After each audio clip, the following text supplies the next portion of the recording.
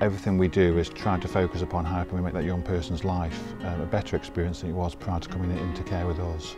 It's not the average household, that's the fact really. In this row we're the only same-sex couple, but equally for us, what we think we can offer is a very safe, warm environment for somebody, and that is down to that you have to know yourself very well and your partner very well to foster it.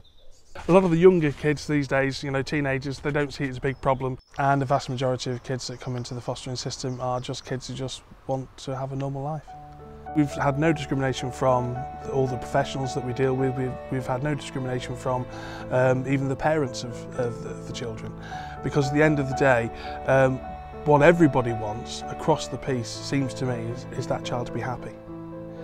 And if they can quite plainly see that the child is happy, what's the issue? People aren't born with views, they learn those views, and people are entitled to their own views, this is fine, but to give everybody else an opportunity to look at what those are. So, you know, we're very flexible, aren't we, in terms of those sort of things, and we don't assume that a young person is going to be with us are going to be heterosexual or gay. We don't know, but we assume that they're going to work it out for themselves with some help. We offer the same as a heterosexual couple. With our first placement, she took pride in the fact that we were two women. I think she actually asked to be placed with female carers, and she was quite proud of the fact of telling her friends, even though she had peer pressure, she was quite proud of saying that I live with two women. So for her, that it never really became an issue at all. When we first started doing the Form F, obviously there's so many questions that you have to answer, and you know, you have to tell them every little detail of your life, and I think it was brought up about our sexuality.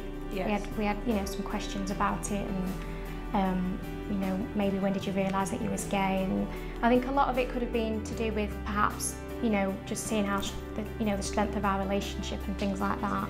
Obviously to be caring, nurturing, I think that's quite important for a child that maybe has had an environment where they've not had that. And I suppose it doesn't matter if you're gay, if you're a lesbian, if you're black, if you're white, as long as you've got, you know, the kind of loving skills and you really want to make a difference in somebody's life, that's all that matters.